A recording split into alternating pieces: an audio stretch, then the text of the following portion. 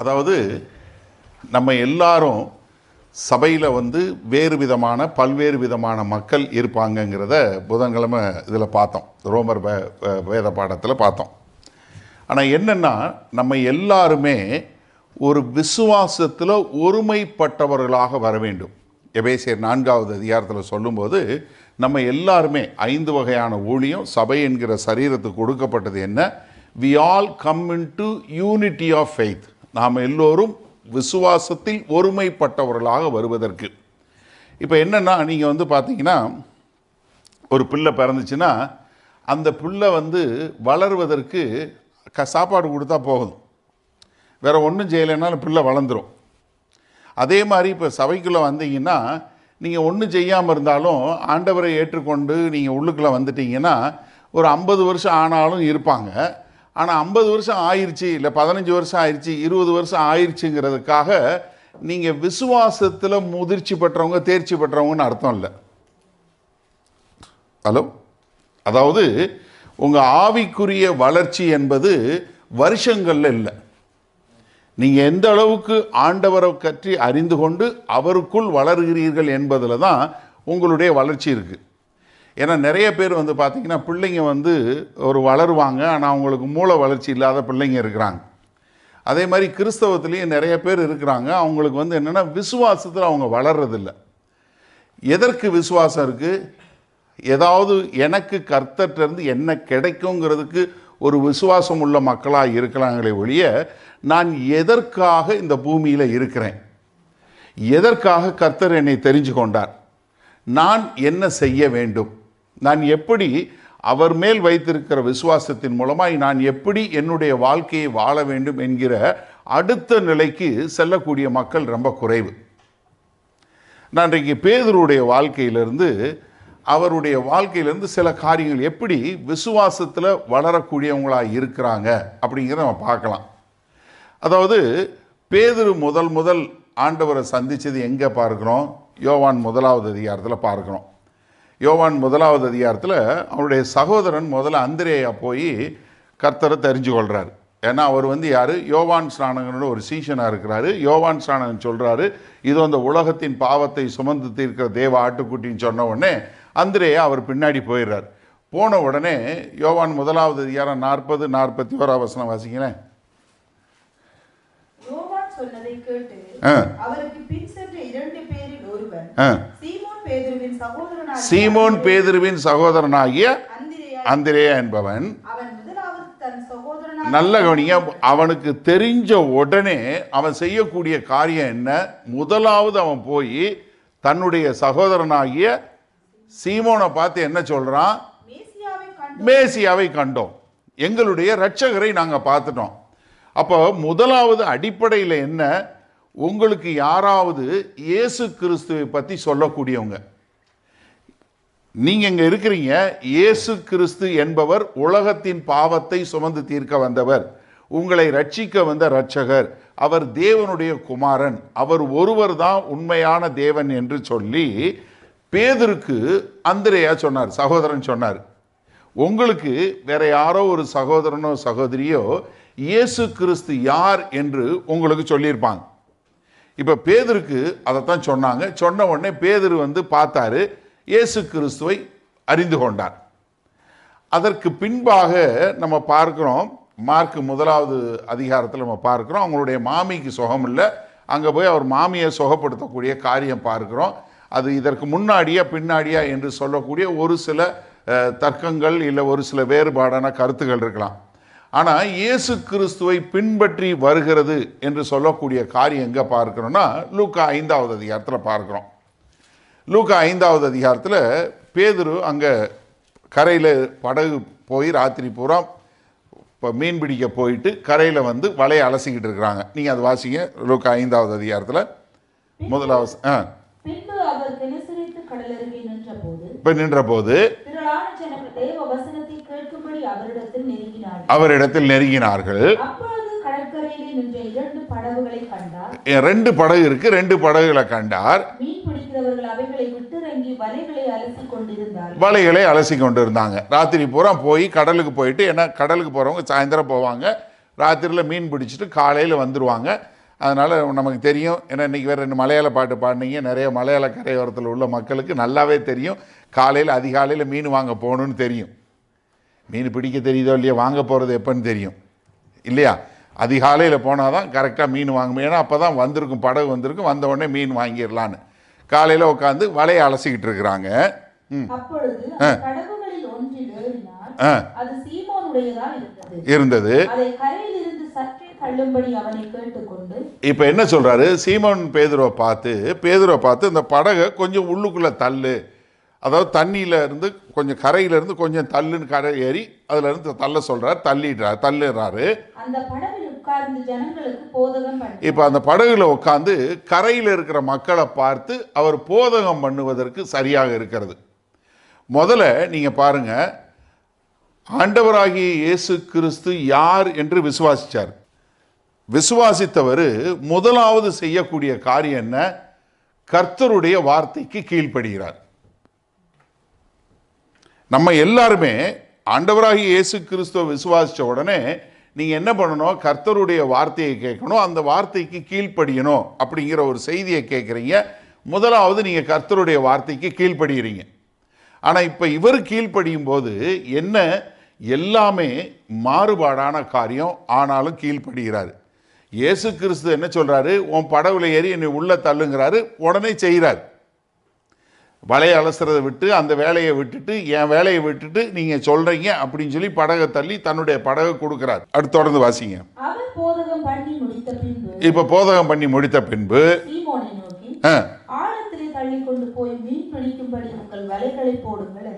இப்போ என்ன சொல்றாரு? நீ படகை உள்ள தள்ளிட்டு போய் கொஞ்சம் ஆழத்துல வலையில போடு அப்படின்னு பேதுருட்ட சொல்றார். எப்படி? இவர் யாரா இருந்தவர்? தச்சன், கார்பெண்டரா இருந்தவர். சீமோன் பேதுரு அவருடைய சொந்த படகு, அவர் தொழிலே அதுதான்.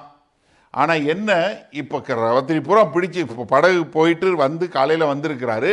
முதலாவது என்ன, பகலில் மீன் பிடிக்க முடியாது, மீன் வராது முதலாவது.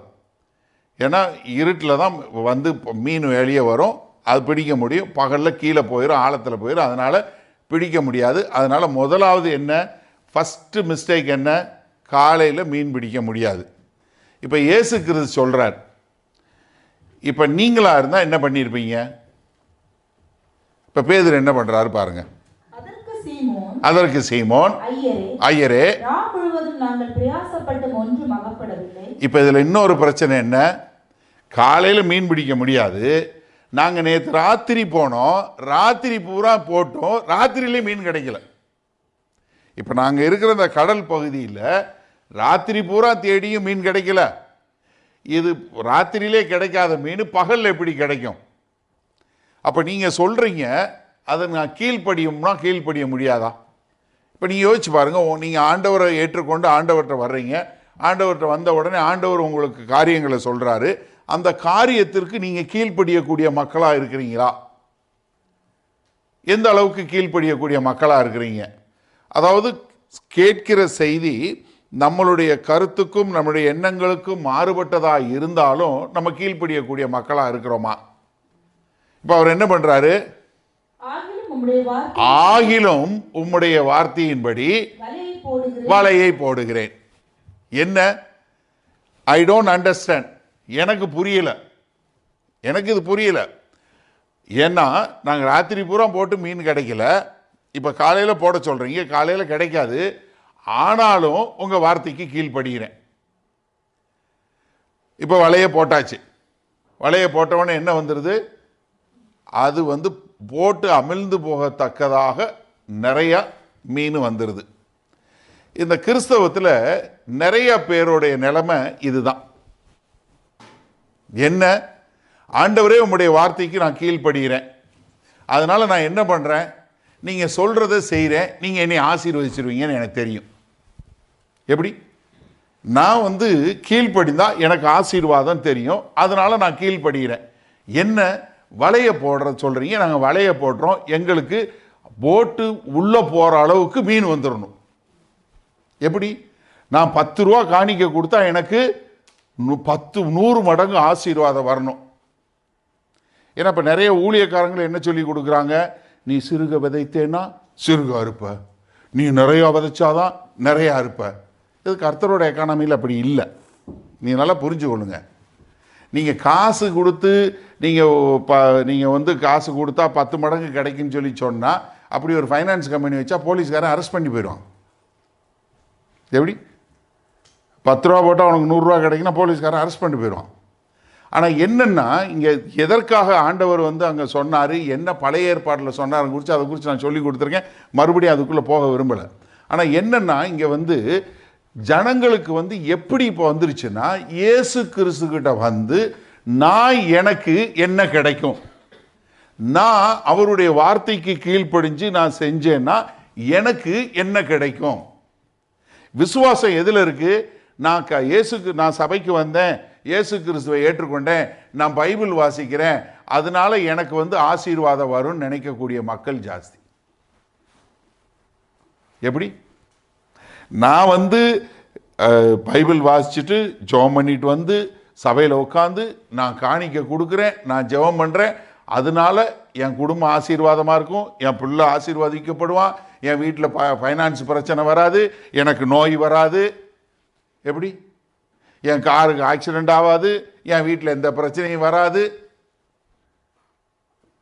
இப்போ என்ன ஆயிடுச்சுன்னா, நிறைய பேரோட விசுவாசம் கர்த்தர் வந்து எனக்கு என்ன ஆசீர்வதிப்பாரு, நான் எப்படி கர்த்தர்கிட்ட ஒரு ஆசீர்வாதத்தை பெற்றுக்கொள்ள முடியுங்கிற ஒரு விசுவாச நிலையிலே இருக்கிறாங்க. இவர்கள் என்னன்னா, இயேசு கிறிஸ்து வந்தா எனக்கு என்ன கிடைக்கும் நினைக்கக்கூடிய மக்கள். இந்த விசுவாசம் எதுக்கு இருக்கு? எனக்கு என்ன கிடைக்கும். ஏன்னா அவர் படகு போட்டதுக்கு அப்புறம் எவ்வளோ பெரிய மீன், படகு மூழ்கிற அளவுக்கு கரையில் இருக்க ஆளுங்களை கூப்பிட்டு அதை படகு இழுத்துட்டு போகிற அளவுக்கு. ஏன்னா மீதி பேர் உள்ளே வரல. எப்படி? இவர் சொல்கிறாருன்னு சொல்லி நம்ம உள்ளே போய் போட முடியாதுன்னு சொல்லக்கூடியதான். அப்போ என்ன, நிறைய பேர் என்ன, இவங்க ஓடி வந்து இந்த படகை இழுத்துட்டு போகிற அளவுக்கு அவ்வளோ பெரிய ஒரு ஆசீர்வாதம். இப்போ நீங்கள் ஒரு நிமிஷம் யோசிங்க, உங்களுடைய விசுவாசம் எந்த நிலைமையில் இருக்குது? நீங்கள் எதற்காக இயேசு கிறிஸ்துவனுடைய வார்த்தைக்கு கீழ்ப்படுகிறீங்க? எனக்கு ஒரு உலக பிரகாரமாக ஆசீர்வாதம் வரும், எனக்கு என் வாழ்க்கையில் பணம் வரும், இல்லை என்னுடைய தொழில் விருத்தி அடையும், இல்லை என் வேலையில் எனக்கு ப்ரொமோஷன் வரும், இல்லை என்னால் வீடு வாங்க முடியும், இல்லை என்னால் கார் வாங்க முடியும், அதனால தான் அப்படிங்கிறதுக்காக உங்கள் விசுவாசம் இயேசு கிறிஸ்து பேரில் இருக்கா? பேதுருவோட முதல் நிலை விசுவாசம் அதுதான். இந்த படகுல இருக்க விசுவாசம் என்ன? நான் இயேசு கிறிஸ்துவிலிருந்து என்ன பெற முடியும்? நீ வலைய போடு, உனக்கு மீன் வரும். அப்போ நான் என்ன பண்ணுறேன்? நான் அவர் சொல்கிறத கீழ்ப்படுகிறேன், அதனால எனக்கு ஆசீர்வாதம் வரும். நிறைய பேர் என்ன தெரியுமா நினைக்கிறாங்க, காலையில் நான் ஜெபம் பண்ணாமல் போயிட்டேன்னா எனக்கு ஒரே தலைவலி. காரணம், நான் அன்றைக்கி ஜெபம் பண்ணல. ஹலோ, கார் ஆக்சிடெண்ட் ஆயிடுச்சு. ஏன்னா நான் இன்னைக்கு காலையில் எந்திரிச்சு நான் எப்போவும் அரை மணி நேரம் ஜெபம் பண்ணுவேன், இன்றைக்கி ஜெபம் பண்ணாமல் வந்துட்டேன், அதனால என் கார் ஆக்சிடெண்ட் ஆயிடுச்சு. ஆமாம், உட்காந்து கணக்கு பார்த்துட்டே இருக்காரு. இன்றைக்கி நீ 25 நிமிஷம் குறையா ஜெபம் பண்ணிட்ட, அதனால் இடி காரை கொண்டு போய் அப்படின்னு உட்காந்து அங்கே வச்சு இடிக்க வைக்கிறாரு. என்ன ஒரு இது யோசிச்சு பாருங்கள்.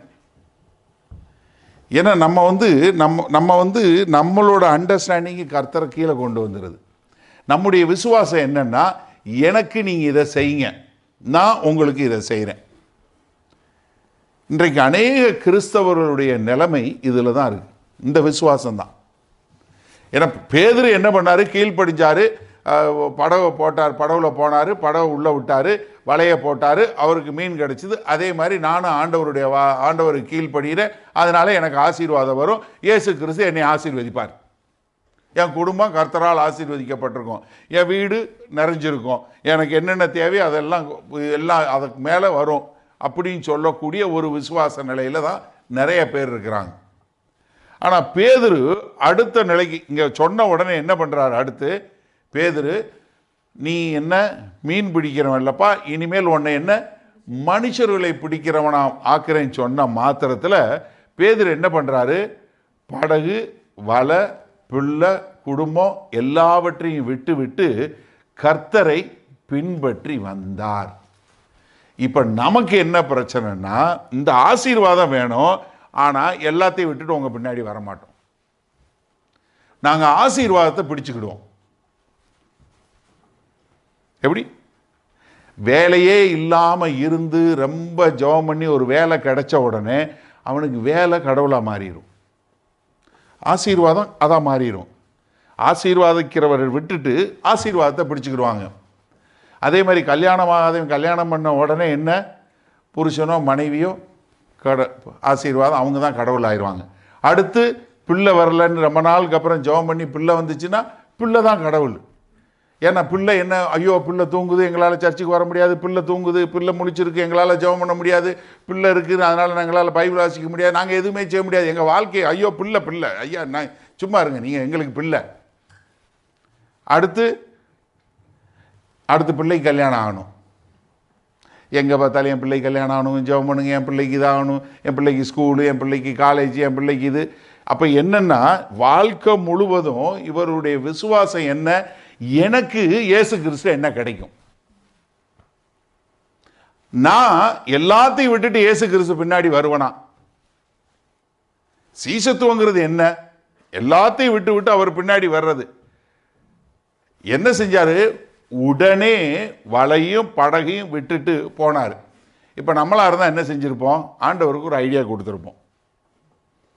நீங்கள் இல்லையோ இல்லை, நான் சொல்கிறேன், என்ன வச்சு சொல்கிறேன் உங்களுக்கு. நீங்கள் வேணால் யோசிக்கிறதுக்கு, நீங்கள்லாம் கொஞ்சம் பரிசுத்தவான்களாக உட்காந்துருக்கீங்க, உங்களுக்கு யோசிக்கிறேன். நான் என்ன சொல்லியிருப்பேன், ஆண்டவரே படகை கொஞ்சம் லீஸுக்கு விட்டோம்னா காசு வந்துக்கிட்டே இருக்கும், அந்த காசு நமக்கு ஊழியத்துக்கு பயன்படும். இந்த மீன் பிரிச்சுக்கு பார்த்தீங்களா, இந்த மீன் இன்றைக்கி ஒரு பம்பர் சேல் போட்டோம்னா அதுக்கு ஒரு காசு வரும், அதையும் பார்த்துடலாம். வலையும் கொஞ்சம் லீஸில் விட்டுறலாம், இல்லை வித்துடலாம். ஏன்னா சும்மா வச்சுருந்தோன்னா வலை கெட்டு போயிடும். இதெல்லாம் செஞ்சுட்டு காசை எடுத்துகிட்டு போவோம். இருங்க, ஒரு வாரம் ஆகும். எப்படி? ஒரு லீஸ் எல்லாம் போட்டு ஒரு கான்ட்ராக்ட்லாம் போட்டு சைன் பண்ணுறதுக்கு ஒரு வாரம் ஆகும். ஒரு வாரம் வரைக்கும் இந்த கடற்கரையில் ஜெபம் பண்ணிகிட்டு இருக்கேன், இல்லைன்னா பிரசங்கம் பண்ணிகிட்டு இருக்கேன். நான் உங்கள் பின்னாடி வர்றேன். எப்படி? அவர் ஆண்டவர் தான். ஆனால் ஐடியா என்ன? என் ஐடியா. இப்போ நீங்கள் உங்கள் ஐடியாவை யோசிச்சிங்களேன், நம்ம எத்தனை ஐடியா கொடுத்துருவோம் ஆண்டவருக்கு. முதல்ல சொல்லும்போது எல்லாரும் அப்படி வேறு மாதிரி பார்த்தீங்க, இப்போ சொன்ன உடனே புரிஞ்சிருச்சு. நம்ம பூரா எல்லாமே அப்படி தான். ஆண்டவரே நீங்கள் இந்த வேலையை இப்படி புரிஞ்சு இந்த மாதிரி பண்ணி என்னை இப்படி பண்ணிடுங்க, அங்கே இதை இப்படி பண்ணிடுங்க, இந்த பிள்ளைக்கு இப்படி பண்ணிடுங்க, இதை இப்படி பண்ணிடுங்க, எல்லாம் இப்படி எல்லாம் ஒரு மேப் அவுட் பண்ணி மொத்த ப்ளூ பிரிண்ட் கொடுத்துரும் ஆண்டவருக்கு. என்ன செய்யணும், புருஷனை என்ன செய்யணும், பொண்டாட்டி என்ன செய்யணும், வீட்டை என்ன செய்யணும், கார் என்ன செய்யணும், பிள்ளை என்ன செய்யணும், ஸ்கூலு எந்த ஸ்கூலு, எது ஹை ஸ்கூலு, என்ன படிக்கணும், எல்லாம் ஃபுல் பிளான் கொடுத்துரும். இதெல்லாம் பண்ணுங்க, நான் பின்னாடி வரேன். எந்த விசுவாச நிலையில் இருக்கிறீங்க? இந்த விசுவாச நிலையா? கொஞ்சம் காலம் கழித்து இன்னொரு நிலை பார்க்குறோம், இன்னொரு முறை படகுல பார்க்குறோம். மத்தேயு 14வது அதிகாரத்துக்கு வாங்க.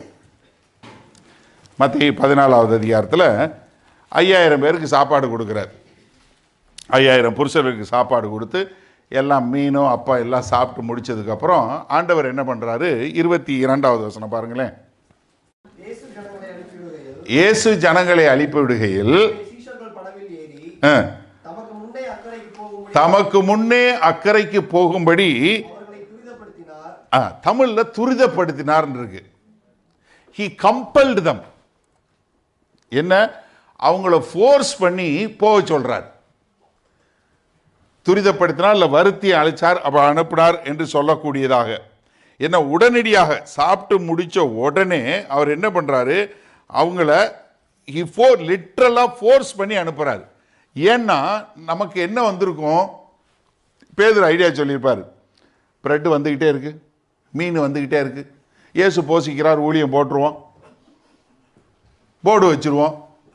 நம்ம யூதாஸ் இருக்கான், அந்த பக்கம் ஒருத்தர் காணிக்கைக்கு ஒரு ஆளை வச்சுருவோம், 2 பக்கம் வச்சுருவோம், நம்ம வாட்டுங்க இருப்போம். என்னத்துக்கு பிரச்சனை ஆண்டவரே? எல்லா மக்கள் தாங்க வந்துக்கிட்டே இருக்காங்கல்ல, நமக்கு தான் அப்போ வந்துக்கிட்டே இருக்குல்ல, மீன் வந்துக்கிட்டே இருக்குல்ல, நீங்கள் வாட்டு போயிச்சுட்டே இருங்க, நாங்கள் கூட்டம் கூட்டமாக சாப்பாடு அனுப்பிச்சிக்கிட்டே இருக்கிறோம், வேலை முடிஞ்சு போச்சு. அதனால தான் என்ன பண்ணுறாரு? அவங்கள கஷ்டப்படுத்தி, அவங்கள வற்புறுத்தி, அவங்கள அந்த கரைக்கு போங்கன்னு சொல்லி படகுல ஏற்றி விட்றாரு. சரியா? படகுல ஏற்றி படகுல வந்துகிட்டு இருக்கிறாங்க. இப்படி வரும்போது நடுக்கடலில் வரும்போது அங்கே நடக்கக்கூடிய காரியம் 26வது வசனம் வாசிங்க.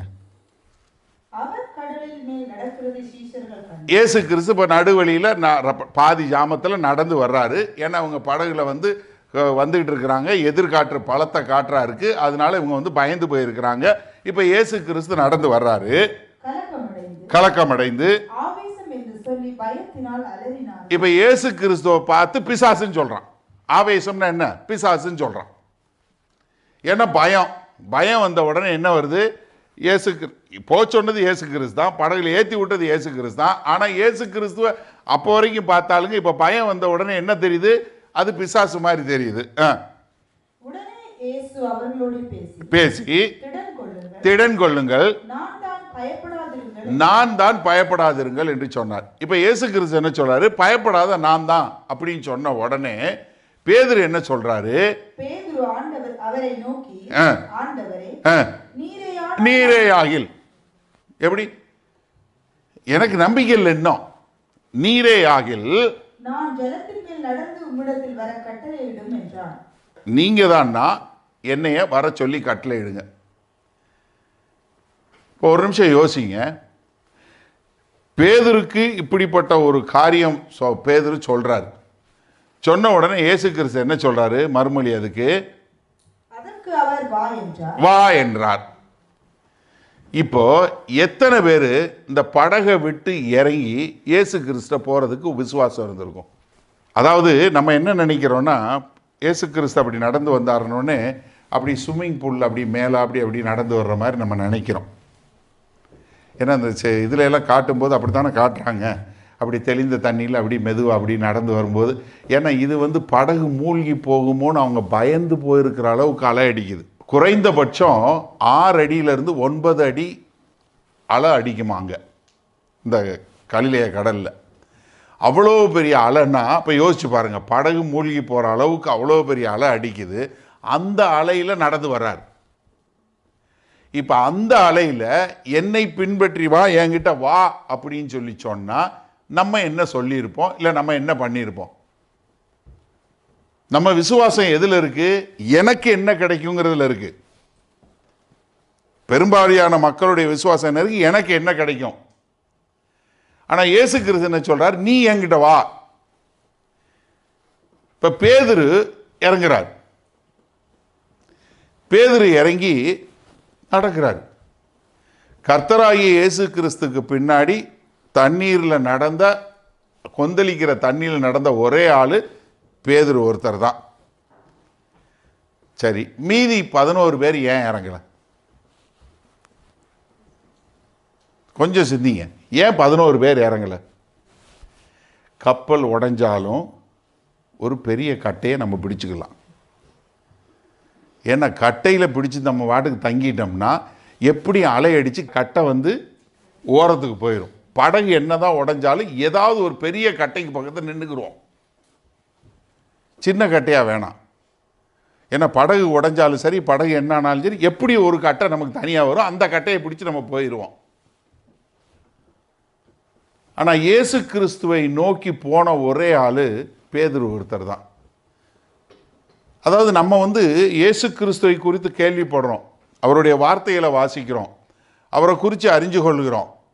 ஆனால் நம்ம எத்தனை பேர் இயேசு கிறிஸ்துவுக்கென்று நான் எதையும் செய்ய தாயத்தமாக இருக்கிறேன், அவர் சொல்றதை கேட்டு செய்வேன் என்று சொல்லக்கூடிய, அவருக்கென்று வாழக்கூடிய ஒரு விசுவாச நிலைக்கு எத்தனை பேர் வந்திருக்கோம்?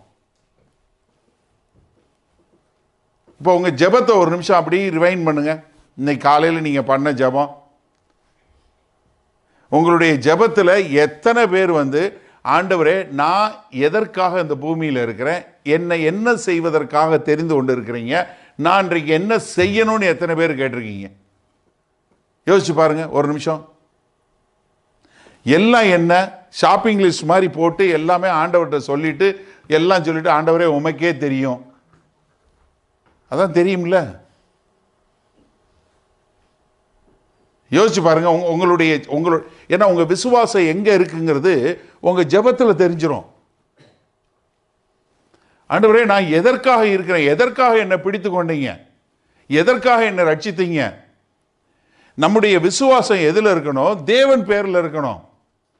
அப்ப தேவன் பேரில் இருந்தா தேவன் என்ன செய்ய விரும்புகிறார், நான் அவருக்கென்று என்ன செய்ய முடியும், நான் அவருக்கென்று எப்படி வாழ முடியும், அவர் என்னத்துக்காக அழைச்சிருக்கிறார் அப்படின்னு சொல்லக்கூடிய ஒரு காரியத்தை நம்ம போவோம். ஆனால் இல்லாத வரைக்கும் நம்ம என்னன்னா எனக்கு, நான், எனது, என்னுடையங்கிறது தான் உங்கள் ஜெபமாகவே இருக்கும். என் குடும்பத்தை பார்த்துக்கோங்க, என் பிள்ளையை பார்த்துக்கோங்க, என் வீட்டை பார்த்துக்கோங்க, என் வேலையை பார்த்துக்கோங்க, என் தொழிலை பார்த்துக்கோங்க, எல்லாமே எனக்கு எனக்கு எனக்கு எனக்கு எனக்கு எல்லாமே அப்படித்தான் இருக்கும். ஏன்னா இங்க பேதுரு படவை விட்டு இறங்கி ஆண்டவர் நோக்கி போறாரு.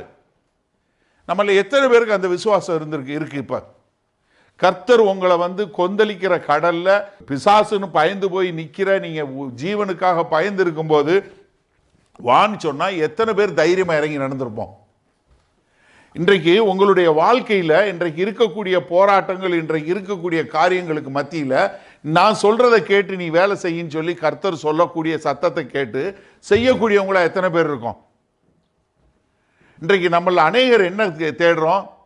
நமக்கு என்ன வேணும் தான் தேடுறோம் ஒழிய கர்த்தர் என்ன செய்ய விரும்புகிறார், கர்த்தர் இந்த பூமியில எதற்காக என்னை தெரிந்து கொண்டு எனக்கு இந்த வேலையை கொடுத்திருக்கிறாரு, எனக்கு எதுக்காக இந்த தொழிலை கொடுத்திருக்கிறாரு, இதை நான் எப்படி செய்யணும், என்னை எதற்காக கொண்டு வந்திருக்கீங்க அப்படின்னு சொல்லக்கூடிய ஒரு விசுவாசத்தோடு தேவனுடைய நோக்கத்தை செய்யக்கூடிய மக்களா இருக்கிறோமா? முதல் படகுல ஆசீர்வாதம், ஆனா அதை விட்டுட்டு வந்தாரு. ரெண்டாவது படகுல அவர் என்ன பண்றாரு? கர்த்தரை நோக்கி போகக்கூடிய ஒரு காரியம். முதல்ல படகு எல்லாத்தையும் விட்டுட்டு வர தயாரு. ரெண்டாவது அடுத்த நிலை, விசுவாசத்தில் அடுத்த நிலை என்ன?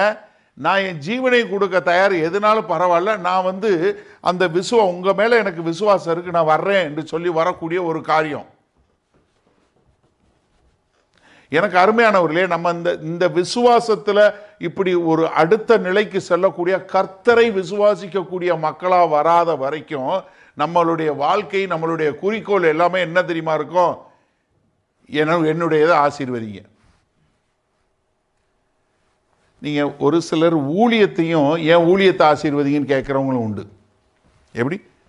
ஒன்று தொழில், இல்லை வேலை, இல்லை குடும்பம், இல்லை ஊழியம், எதுனாலும் சரி என்னுடையதை ஆசீர்வதிங்க.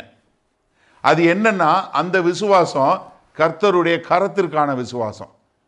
அவர் என்ன கொடுப்பாரு, என்ன செய்வாருன்னு சொல்லி அதற்காக வரக்கூடியது. ஆனால் கர்த்தர் எதிர்பார்க்கிறது அவர் மேல விசுவாசம் வைத்து அவருக்கென்று வாழக்கூடிய வாழ்க்கை வாழ்வீங்களா?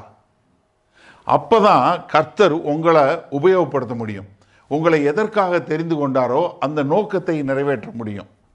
இல்லைன்னா நம்ம என்ன பண்ணுவோம்னா எனக்கு எனக்குன்னு சொல்லி. இதில் இன்னொரு காரியம் நன்றாக தெரிஞ்சுக்கொள்ளுங்க. இந்த உலக பிரகாரமாக நீங்கள் சம்பாதிக்கக்கூடிய எந்த ஒரு பொருளும் நிலையானது கிடையாது. நீங்கள் படுற கஷ்டம் இருக்கு பாருங்க. நீங்கள் உங்கள் மனசில் ஐயோ ரொம்ப மன உளைச்சலா அப்படி ஒரு கஷ்டமாக இருக்குன்னு நீங்கள் நினைக்கிறீங்க பாருங்க, அது பூரா உங்கள் மண்டையில் இருக்கிற கற்பனை. பெரும்பாலான காரியங்கள் பூரா என்ன தெரியுமா? உங்களுடைய எண்ணங்களில் உள்ள கற்பனை தான்.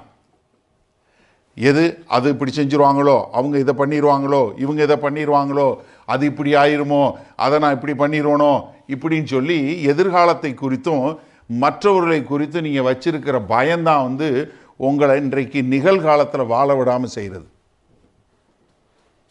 அநேகருக்கு கர்த்தர் மேலே விசுவாசம் இல்லை. மாறாக எதில் தெரியுமா இருக்கு?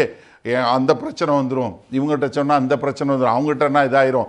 எல்லாரும் என்ன ஒரு மனசில் ஒரு உலகம் வச்சிருக்கிறாங்க.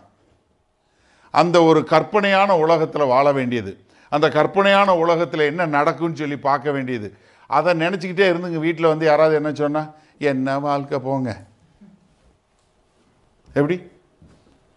ஏன்னா அவங்க வாழ்கிறது இந்த உலகத்தில் வாழ்றதில்ல, இந்த உண்மையான காரியத்தில் வாழ்றதில்ல. கர்த்தர் இன்னைக்கு வரைக்கும் என்னை காப்பாற்றிருக்கிறாரு, கர்த்தர் இன்னைக்கு வரைக்கும் என்னை போஷிச்சிருக்கிறாரு, கர்த்தர் இன்னைக்கு வரைக்கும் என்னை பாதுகாத்திருக்கிறாரு, அவர் எல்லாத்தையும் செய்வார், ஆனால் அவர் வேலையை செய்வதற்காக என்னை தெரிஞ்சு கொண்டு இருக்கிறார் அப்படின்னு சொல்லி நாம் அடியெடுத்து வைக்கும்போது கர்த்தர் காரியங்களை செய்வார். ஆனால் மாறாக நம்ம என்ன பண்ணிடுறோம்னா நம்மளுடைய எண்ணங்களில் ஒரு பெரிய ஒரு காரியத்தை வைத்துக்கொண்டு அதற்கேற்றபடி வாழ கற்றுக்கொள்கிறோம். ஆனால் பேதுருட்ட அது கிடையாது. பேதுரு நிறையா, அதாவது நம்ம பேதுருடைய வாழ்க்கை குறித்து நிறைய பிரசங்கம் பண்ணியிருக்கேன். பேதுரு நீங்கள் நிறைய இடங்களில் அவசரப்பட்டு நிறைய காரியங்களை செய்யக்கூடியது. ஆனால் அவர்கிட்ட ஒரு காரியம் என்ன கற்றுக்கொள்கிறோன்னா, கர்த்தருக்கென்று விசுவாசமாக வாழ்வதில் ஒரு உயரிய நிலைக்கு போகக்கூடியது. ஒரு உயரிய நிலை, கர்த்தருக்காக நான் எதையும் செய்வேன் அப்படின்னு சொல்லக்கூடியதா. அதனால தான் அவர் இன்றைக்கு நம்ம புதிய ஏற்பாட்டில் நம்ம பார்க்கும்போது ஆண்டவராகிய இயேசு கிறிஸ்துவ மேலே அவ்வளோ ஒரு விசுவாசம் வைத்து அவ்வளோ பெரிய காரியங்களை செய்யக்கூடியவராக மாறினார். அப்போஸ்தலர் நடவடிக்கை 2வது அதிகாரத்தில் பார்க்குறோம், பெந்தகோஸ்தே நாளில் சபை ஆரம்பிக்கப்படுது, பரிசுத்த ஆவியானவர் வர்றாரு, 11 பேர் கூட எந்திரிச்சு நின்று ஒரு பிரசங்கம் பண்ணுறாரு. 3000 பேர் ரட்சிக்கப்படுறாங்க. ஒரே நாளில் ஒரு பிரசங்கத்தில் 3000 பேர் ரட்சிக்கப்படுகிறார்கள். அடுத்து 3வது அதிகாரம், அப்போஸ்தலர் நடவடிக்கை 3வது அதிகாரத்தில் பார்க்குறோம். அதில் 6வது 7வது வசனம் வாசிங்க. அப்போஸ்தலர் நடவடிக்கை 3வது 38 வருஷமாக அலங்கார வாசலில் ஒரு முடவன் உட்காந்துருக்கிறான். அவன் அவங்ககிட்ட இருந்து என்ன கிடைக்கும்னு பார்க்குறான். வாசிங்க. நல்ல கவனிங்க, பேதுரு சொல்றாரு, வெள்ளியும் பொன்னும் என்னிடத்தில் இல்லை, என்னிடத்தில் உள்ளதை உனக்கு தருகிறேன். என்ன, என்கிட்ட என்ன இல்லை, வெள்ளியும் இல்லை பொன்னும் இல்லை, ஆனா என்கிட்ட என்ன இருக்கு? இயேசு கிறிஸ்து இருக்கார். ஹலோ, என்கிட்ட யார் இருக்கா? இயேசு கிறிஸ்து இருக்காரு. என்கிட்ட என்ன இல்லை? வெள்ளியும் பொண்ணும் இல்லை. நம்மளால அது சொல்ல முடியல இப்ப. ஏன்னா நம்மகிட்ட வெள்ளியும் பொண்ணும் கூடி போச்சு. சபையும் சொல்ல முடியல. சபையிட்ட அவ்வளோ சொத்து இருக்கு. சபையிட்ட என்கிட்ட ஒன்றும் சொல்ல முடியாத அளவுக்கு, சபை எந்த சபையும் சொல்ல முடியாத அளவுக்கு ஆகி போச்சே. இப்போ நீங்கள் யோசிச்சு பாருங்க. ஏன்னா பேதுருக்கு என்ன தெரிஞ்சது? எனக்கு தேவை இயேசு கிறிஸ்து போதும், நான் விசுவாசிக்கிற என்னுடைய தேவன் போதும், வேற யாரும் தேவையில்லை. ஏன்னா ஆண்டவர் சொன்னார், உனக்கு என்ன தேவையோ அதையெல்லாம் நான் பார்த்துக்கிருவேன், உனக்கு என்னென்ன வேணுமோ அதெல்லாம் நான் கொடுத்துருவேன். நான் சொன்ன மாதிரி உங்கள் மைண்டில் ஒரு கனவு, ஒரு காரியம் வச்சுருக்கீங்க, கருத்தப்படுறீங்கன்னு பாருங்களேன். அந்த உங்கள் எண்ணங்களில் வைத்திருக்கிறதுல பாருங்களேன், எல்லாமே நாளைய குறித்ததாக இருக்கும். ஹலோ, நாளைக்கு என்ன நடக்கும், அடுத்த மாதம் என்ன நடக்கும், அடுத்த வருஷம் என்ன நடக்கும். அதுலேயும் நம்ம தமிழ் கலாச்சாரத்தில் பொம்பளை பிள்ளை பிறந்துச்சுன்னா எல்லாரும் போகும்போது வரும்போதெல்லாம் பொம்பளை பிள்ளை பெற்றிருக்க பார்த்து கொஞ்சம் நகையை சேர்த்து வச்சுக்கோ, கொஞ்சம் நட்டை சேர்த்து வச்சுக்கோ, இப்படியே சொல்லி சொல்லி என்ன என்ன எந்த உலகத்தில் இருக்கோம் யோசிச்சு பாருங்க. இப்போ என்ன ஆயிடுச்சு? அதனால நம்ம பிள்ளை பிறந்ததுலேருந்தே அங்கே பிடிச்சிரும். ஐயோ அப்பா, அந்த பிள்ளைக்கு 23 வயசு எப்போ கல்யாணம் பண்ணி கொடுக்கறது? ஏன்னா பிள்ளை இப்போ தானே பிறந்திருக்கு. அந்த பிள்ளை கல்யாணம் வரைக்கும் இப்போயே உட்காந்து யோசித்து அதை பற்றி போட்டு கவலை கவலை கவலை. அதனால தான் நிறைய பேருக்கு என்னென்னா, பொம்பளை பிள்ளை பெற்றா அந்த பிள்ளை கல்யாணம் பண்ணி வைக்கிறது தான் அவங்க வாழ்க்கையினுடைய ஒரே குறிக்கோளாக இருக்குது. அந்த பிள்ளையை மட்டும் கைப்பிடிச்சு கொடுத்துட்டா நான் கண்ணை மூடிடுவேன். எதுக்கு? இதுக்கா கர்த்தர் உங்களை இந்த பூமி கொண்டு வந்தார்? நிறைய பேரோட டயலாக் இதுதான். என் பிள்ளைய மட்டும், என் பிள்ளை கல்யாணத்தை பார்த்துட்டு நான் சந்தோஷமாக போயிடுவேன், அதுக்கப்புறம் அவன் அனுபவிக்க போகிறான், அது வேற விஷயம். சிந்திச்சு பாருங்க. இந்த வயசானவங்க போகிறதுக்கு முன்னாடி சும்மாவும் இருக்கிறது இல்லை. என் பேத்தி கல்யாணத்தை மட்டும் பார்த்துட்டு போயிடுவேன், என் பேர கல்யாணத்தை மட்டும் பார்த்துட்டு போயிடுவேன்னு சொல்லி சும்மா எவனையாவது போட்டு எங்கேயாவது சிக்கலில் மாட்டி விட்டு போகிறது. யோசிச்சு பாருங்க. நிறைய நேரங்களில் இவங்க பண்ணக்கூடிய காரியம் என்னென்னா, எனக்கு வெள்ளி பொண்ணு வேணும்.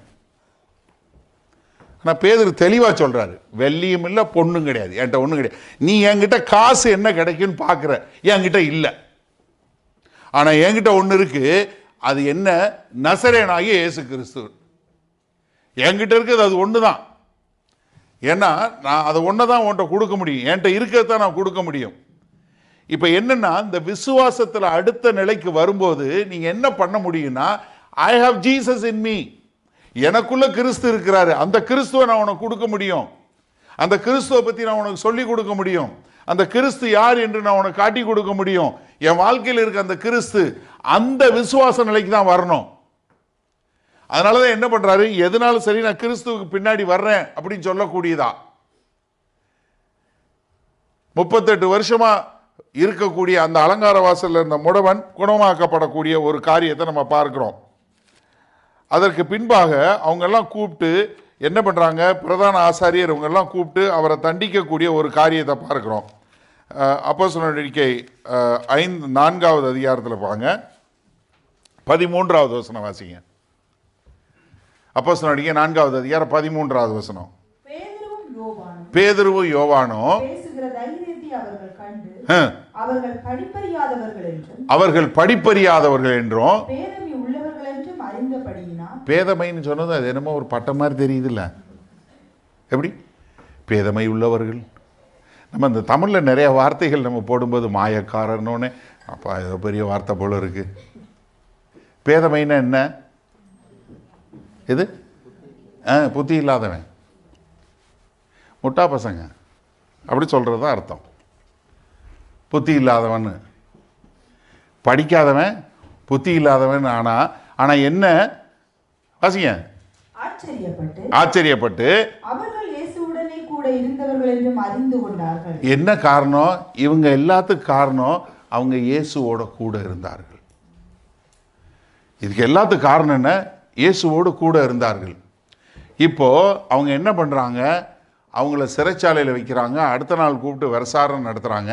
இப்போ 5வது அதிகாரத்துக்கு வாங்க. 5வது அதிகாரத்தில் 40வது வசனத்துக்கு வாங்க. அப்போஸ்தலர் நடவடிக்கை 5வது அதிகாரம் 40வது வசனம். அப்பொழுது அவர்கள் அவருடைய யோசனைக்கு உடன்பட்டு அப்போஸ்தலரை வரவழைத்து, அதாவது கமலியேல் சொல்றாரு, எப்பா நீங்க இவங்களை ஒன்றும் பண்ணாதீங்க, இது கர்த்தருடைய காரியமா இருந்தால் நம்ம கர்த்தருக்கு எதிராக போராடுறதாயிரும், அதனால நம்ம ஒன்றும் செய்ய வேணாம்னு சொன்னேன். அவர் யோசனையை கேட்டு இவங்களை கூப்பிட்டு என்ன, இயேசு கிறிஸ்துவுக்கென்று விசுவாசித்து போகும்போது பாட அனுபவிக்க ஆயத்தமாக இருக்கிறாங்க. இப்போ நம்ம எப்படி, நம்ம தியாலஜியே எப்படி மாறிடுச்சுன்னா, இயேசு கிறிஸ்துட்ட வந்தால் உனக்கு எந்த பாடு வராது. எப்படி? அதனால நிறைய பேர் என்ன தெரியுமா சொல்றான், எந்த பாடு வந்தாலும் அது ஏதோ பிசாசு. ஒரு சிலர் எதை பார்த்தாலும் பிசாசு கிடையாது. ரொம்ப நல்லா தெரிஞ்சுக்கொள்ளுங்க. இயேசு கிறிஸ்துவுக்கென்று நீங்க வாழுகிறவங்களா இருந்தால் நிச்சயமா போராட்டம், போராட்டம் வரத்தான் செய்யும். இந்த சத்தியம் அவங்கள குற்றப்படுத்த தான் செய்யும். நிறைய முறை நான் சொல்லியிருக்கிறேன், நீ எப்போ பார்த்தாலும் சரி, நீங்கள் சத்தியத்தை சத்தியமாக போதிக்கும் போது சும்மா இருக்கவே மாட்டாங்க, உங்களுக்கு எதிராக வரத்தான் செய்யும். அப்போ என்ன, அவங்கள அடித்து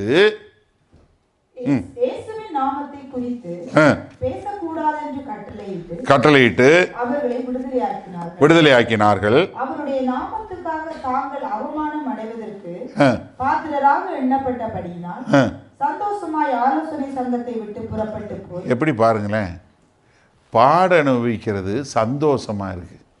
அல்லேலூயா. என்ன அடி வாங்குறது, இயேசு கிறிஸ்துவா அடி வாங்குறது சந்தோஷம். அதை மாதிரி ஒரு சந்தோஷம் எதுவுமே கிடையாது. நம்ம இயேசு கிறிஸ்து நாமத்தினால நீங்கள் ஏதாவது பாட அனுபவிச்சீங்கன்னா என்ன சொல்கிறாங்க, அவருக்கு ஏதோ பிரச்சனை இருக்குது பிரதர், அவருக்குள்ளே ஏதோ பாவம் இருக்குன்னு நினைக்கிறேன். ஒரு முன்னுதாரணம் காட்டக்கூடிய கிறிஸ்தவ ஊழியர்கள்னு சொல்லி எடுக்கிற பெரிய ஊழியர்கள் என்னவா இருக்கிறாங்க, பெரிய பெரிய கோடீஸ்வரனாக இருக்கிறாங்க. அவங்களுக்கு யாரெல்லாம் அமைச்சர்கள் மற்றும் முதலமைச்சர் இல்லை வேற யாராவது ஒருத்தர், எல்லா பெரிய ஆளுங்க பூரா அவங்கள போய் பார்க்கக்கூடியதாக டீலிங் பேசக்கூடிய அளவுக்கு பெரிய ஆளுங்களாக இருக்காங்க. அதனால் நம்ம என்ன நினைக்கிறாங்கன்னா, எல்லோரும் சின்ன ஊழியக்காரன், நானும் அவரை மாதிரி ஆகணும்னு தான் பார்க்குறானே ஒழிய நான் தேவ மனுஷனாக தேவனுக்கு பயந்து வாழணும்னு நினைக்க மாட்டேங்கிறான். இப்போ என்ன, அடி வாங்கினதை அவர்கள் சந்தோஷமா இதை பாக்கியம் என்று கருதி அடுத்து என்ன சொல்றாங்க பாருங்களேன், வீடுகளிலேயும் இடைவிடாமல் உபதேசம் பண்ணி என்ன, நீ வாயை திறக்க கூடாதுன்னு சொல்லி சொன்னா அவங்க என்ன பண்றாங்க, இயேசுவே கிறிஸ்து என்று எல்லா இடத்துலையும் பிரசங்கிக்கக்கூடிய மக்களாக இருக்கிறாங்க. இப்போ நீங்க யோசிங்க, உங்க விசுவாசத்தினுடைய நிலை எந்த நிலையில் இருக்கிறீங்க? ஆரம்ப நிலையிலேயே அந்த படகுலேயே உட்காந்துருக்கீங்களா? ஆண்டவரே வலையை இந்த பக்கம் போடவா இந்த பக்கம் போடவா? எப்படி? இந்த பக்கம் போடவா அந்த பக்கம் போடவா? நான் ஆண்டவருக்கு இது கொடுத்துருக்கேன், வாக்கு கொடுத்துருக்கேன். ஆண்டவர் என்னை ஆசீர்வதித்து என் பிஸ்னஸை இது பண்ணாருன்னா நான் அவருக்கு பாதிக்கு பாதி கொடுக்குறேன்னு டீலிங். எப்படி? நீங்கள் என்னை ஆசீர்வதிச்சிங்கன்னா நான் பாதிக்கு பாதி கொடுப்பேன். முதல்ல தசமபாகம் கொடுப்பேன்னு சொல்லி டீலிங் போட்டது யார்? பைபிளில் யாக்கோபு. கொடுத்தானா?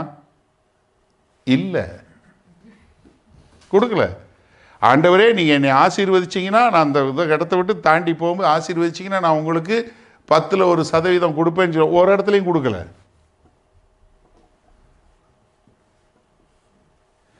அதனால தான் தயவுசெய்து நன்றாக கவனிங்க. அதாவது நீங்கள் கர்த்தர்கிட்ட டீலிங் போடாதீங்க. நிறைய பேர் என்னென்னா நீங்கள் என்னை ஆசீர்வதிச்சிங்கன்னா எனக்கு ப்ரொமோஷன் வந்துச்சுன்னா நான் ஊழியத்துக்கு காசு கொடுப்பேன். வச்சுக்கோ, உன் காசை எப்பயும் பத்திரமா வச்சுக்கோ, கொடுக்கவே கொடுக்காத. உன் காசை வச்சு ஊழியம் செய்யணும் ஆண்டவருக்கு தேவையே கிடையாது. நன்றாக தெரிஞ்சுக்கிறோம். முதல்ல நீ தான் ஆள் ஆண்டவருக்கு வேணும். ஆபேலை அங்கீகரித்தார், அவனுடைய காணிக்கையை அங்கீகரித்தார். முதல்ல கர்த்தருக்கு தேவை ஒரு மனுஷன், அதுக்கப்புறம் தான் அவங்க கொடுக்குற காணிக்கை. அதனால தான் நான் திரும்ப நம்ம முதல்ல அடிக்கிற முறை சொல்லியிருக்கேன், ரட்சிக்கப்படாத மக்கள்கிட்ட இருந்து காணிக்கை வாங்கக்கூடாதுன்னு. ஏன்னா இது என்ன கர்த்தருடைய ஊழியம். அப்போ என்ன, முதல்ல நீங்கள் உங்களை கொடுக்கணும், அதுக்கப்புறம் தான் உங்களுக்கு உண்டானதை கொடுக்கணும். இது ரிவர்ஸ் கிடையாது. அப்போ என்னன்னா இங்கே ஆண்டவருக்கென்று நான் வாழ்வதற்கு என்னை முழுமையாக ஒப்பு கொடுக்குறேன்னு சொல்லி வரக்கூடிய விசுவாசத்தில் இருக்கணுமே ஒழிய, எனக்கு ஆண்டவர் ஏதாவது கொடுத்தாருன்னா நான் கொடுக்குறேன், இல்லை நான் ஆண்டவருக்கென்று நான் இருக்கிறேன்னா எனக்கு ஏதாவது வரணும், நான் அதுக்காக கர்த்தர்கிட்ட வர்றவங்க நான் இருக்கிறேன்னா இருந்தால் நீங்கள் அடுத்த நிலை விசுவாசத்துக்கு வரணும். அதே நிலையில் இருக்க முடியாது. அப்போ பேதுருவோட வாழ்க்கையிலிருந்து பார்க்கும்போது நமக்கு ரொம்ப தெளிவாக தெரியக்கூடியது என்னென்னா, ஒரு உயர்நிலை விசுவாசத்தில் வரணும். என்ன, நான் கர்த்தருக்கென்று வாழ வேண்டும், நான் கர்த்தருக்கென்று எதையும் செய்வேன், நான் கர்த்தரை முழுமையாக விசுவாசிக்கிறேன், கர்த்தர்கிட்டருந்து என்ன கிடைக்குங்கிறதுக்காக இல்லை. நன்றாக தெரிஞ்சுக்கொள்ளுங்க. 5000 பேருக்கு அப்பம் கொடுக்கும்போது எல்லாரும் வந்தான், சாப்பிட்டான். பிரசங்கம் கேட்டதுக்கப்புறம் கொஞ்சம் கொஞ்சமாக போயிட்டான். கடைசியில் எஞ்சி நின்னது 12 பேர் தான். 12 பேரை பார்த்து ஆண்டவரும் சொல்லலை, எப்பா நான் சொல்ல வந்தது என்னன்னு அவங்க புரிஞ்சுக்கலன்னு சொல்லலை, நீங்களும் போகிறதைங்க கேட்டார். நல்லா தெரிஞ்சு கொள்ளுங்க, உங்களுடைய விசுவாசம் இன்னைக்கும் உலக பிரகாரமான காரியத்துக்கு இருந்தால் நீங்கள் மனம் திரும்பணும். உலக பிரகாரமான காரியத்துக்கு நீங்கள் கர்த்தரை விசுவாசிக்கிறவங்களா இருந்தீங்கன்னா நீங்கள் மனம் திரும்பி, ஆண்டவரே நான் உம்மை விசுவாசிக்கக்கூடியவனாய், உமக்கென்று வாழக்கூடியவனாய், உம்முடைய நாமத்திற்கென்று எப்போது வாழக்கூடியவனாக வாழ்வதற்கு என்னை அர்ப்பணிக்கிறேன். அப்படி அர்ப்பணித்ததுனால தான் 2000 வருஷத்துக்கு அப்புறமும் நம்ம பேதுருவை குறித்து இன்றைக்கி தியானிக்கிறோம். அந்த மாதிரி வாழ்ந்தீங்கன்னா உங்கள் வாழ்க்கையை குறித்து கர்த்தர் எழுதி வைப்பார். கடைசியாக பேதுரு எப்படி தெரியுமா மரித்தார்? இயேசு கிறிஸ்துவுக்கென்று அவரும் சிலுவை மரணம் அடைஞ்சார். ஆனால் என்ன ஒரே வருதுன்னா, சிலுவை மரணம் அடையும் போது சொல்லிட்டாரு, எப்பா இயேசு கிறிஸ்து மாதிரி மரிக்கிறதுக்கு நான் கொஞ்சம் கூட தகுதி இல்லாதவன், அதனால் நீங்கள் தயவு செஞ்சு என்ன பண்ணுங்கள், என்னை தலையில் வச்சு அடித்து கொன்றுங்க. அதுதான் விசுவாசம். எனக்கு என்ன கிடைக்குன்னு வர்றது விசுவாசம் கிடையாது. ஒரு உயர்நிலை, ஒரு விசுவாசத்தினுடைய ஒரு உயர்நிலை அதுதான். இப்போ எனக்கு அருமையான தேவஜானமே, நீங்கள் நன்றாக சிந்திச்சு பாருங்கள், உங்கள் விசுவாசம் எதுக்கு இருக்குது? ஒருவேளை இன்றைக்கு வரைக்கும் உங்கள் விசுவாசம் உலக பிரகாரமான காரியத்துக்கு, நான், எனக்கு, என் குடும்பம், என்னுடைய பிள்ளை, என் வீடு, இப்படிப்பட்ட காரியங்களுக்கு இருந்தால் இன்றைக்கு உங்கள் ஜெபம் மாறட்டும். ஆண்டவரே என்ன தெரிஞ்சு கொண்டிருக்கீங்க, அதுக்கு ஒரு நோக்கம் இருக்குது, அந்த நோக்கம் என்னென்னு எனக்கு காட்டுங்க, நான் அதை செய்யக்கூடியவனாக மாற்றுங்க, நான் என்ன செய்ய சித்தமாக இருக்கிறீங்க, இந்த பூமியில் என்னை இந்த லண்டனில் கொண்டு வந்து வச்சுருக்கிறீங்க, எதுக்காக நாங்கள் வந்திருக்கிறேன், அதனுடைய நோக்கம் என்ன, எனக்கு ஒரு வேலையை கொடுத்துருக்கீங்க, எனக்கு ஒரு குடும்பத்தை கொடுத்துருக்கீங்க, எனக்கு பிள்ளையை கொடுத்துருக்கீங்க, எனக்கு வீடை கொடுத்துருக்கீங்க, எனக்கு வாகனத்தை கொடுத்துருக்கீங்க, இதை கொண்டு நான் எப்படி உங்களுக்கென்று வாழ முடியும், இந்த விசுவாசத்தில் நான் எப்படி வாழ முடியும்? ஒரு பேதுருவை போல ஒரு உயர்நிலை விசுவாசத்தில் வாழ என்னை ஒப்பு கொடுக்குறேன்னு சொல்லி வாழ்ந்தீங்கன்னா அதுதான் உண்மையான விசுவாசம். அப்படி வரும்போது நம்ம சபையாக விசுவாசத்தில் ஒருமனப்பட்டவர்களாய் ஒரே விசுவாசம் உள்ளவர்களாய் மாறி வாழ முடியும். மகா கிருபையும் இரக்கம் நிறைந்த எங்கள் அன்பின் தகப்பனே, இதோ பேதுருவை பார்க்கிறோம். ஆண்டவரே, பல நேரங்களில் நாங்கள் பேதுருவை போல தவறி விழுந்து விடுவதை பார்க்கிறோம். ஆனாலும் பேதுரு முடிக்கும்போது எவ்வளவு அருமையாய், ஆண்டவரே, நான் கிறிஸ்துவுக்கென்று பாடுபடுவது சந்தோஷம் என்று சந்தோஷமாய் இருந்து இரத்த சாட்சியாய் மரித்ததை நாங்கள் பார்க்கிறோம். அதே போல் ஆண்டவரே, இந்த சதியை கேட்டுக்கொண்டு இருக்கிற ஒவ்வொரு சகோதரனும் சகோதரியும், கர்த்தாவே, நாங்கள் என்ன செய்ய சித்தமாய் இருக்கிறீர்கள் என்று ஜெபிக்கக்கூடிய மக்களாய், உலக பிரகாரமான காரியங்களுக்காக ஜெபிக்கிறவர்களால் ஆண்டவரே, இதோ இந்த ஆவிக்குரிய முறையில் எங்களை தெரிஞ்சு கொண்டு இருக்கிறீங்க, இம்மைக்கும் மறுமைக்குமான காரியங்களை செய்ய எங்களை அழைத்திருக்கீங்க என்பதை உணர்ந்தவர்களாய் ஆண்டவரே, இந்த பூமியில் நாங்கள் என்ன செய்ய வேண்டும் என்பதை எங்களுக்கு விளக்கி காட்டுங்க. அதற்கு கீழ்ப்படிந்து ஆண்டவரே, உம்மை போல மாறி இந்த பூமியில் வாழ எங்களை முழுமையாய் ஒப்புக் கொடுக்கிறோம். மீட்பெரும் இரட்சகருமாகிய இயேசு கிறிஸ்துவின் மூலம் பிதாவே, ஆமேன். உங்களில் யாருக்காவது ஜெப தேவைகள் இருக்குமானால் நீங்கள் உங்களுடைய வீடுகளில் உங்கள் கதவை பூட்டி நீங்கள் ஆண்டவரை நோக்கி ஜெபம் பண்ணுங்கள். உங்களுடைய எல்லா விதமான பலவீனங்களை குறித்து தெரிந்து வைத்திருக்கிற தேவன், எப்போதும் ஜீவன் உள்ள தேவன், உங்களுடைய ஜெபங்களை கேட்டு உங்களுக்கு பதில் கொடுப்பார். நீங்கள் வேற ஒரு ஆள்கிட்ட போகணும், வேற ஒருத்தவங்கிட்ட போய் ஜெபத்துக்கு போகணும்னு அவசியம் இல்லை. நீங்கள் ஜெபம் பண்ண ஆண்டவராகிய இயேசு கிறிஸ்துவை ஏற்றுக்கொண்ட எல்லாரும் பிதாவாகிய தேவன்கிட்ட ஜெபம் பண்ணால் அந்த ஜெபத்தை கேட்டு பதில் கொடுக்கக்கூடிய அன்புள்ள பரமபிதா தான் நமக்கு இருக்கிறாரு. அதனால் தைரியமாக நீங்கள் ஜெபம் பண்ணுங்கள். அதே சமயத்தில் இன்னொரு காரியமும் நாங்கள் சொல்கிறோம், எங்களுக்காய் ஜெபம் பண்ணுங்க. ஏன்னா வேத வசனத்தில் அதுதான் சொல்லியிருக்கு. நீங்கள் எந்த ஊழியக்காரரையும் ஜெபம் பண்ண போங்கன்னு சொல்லலை, ஆனால் ஊழியக்காரருக்காக ஜெபம் பண்ண சொல்லியிருக்கு. நாங்கள் தைரியமாக தேவனுடைய வார்த்தை இன்னும் அதிகமாய் பிரசங்கிக்க எங்களுக்காய் நீங்கள் ஜெபிக்கும்படி கேண்டிக் கொள்கிறேன். ஆமேன்.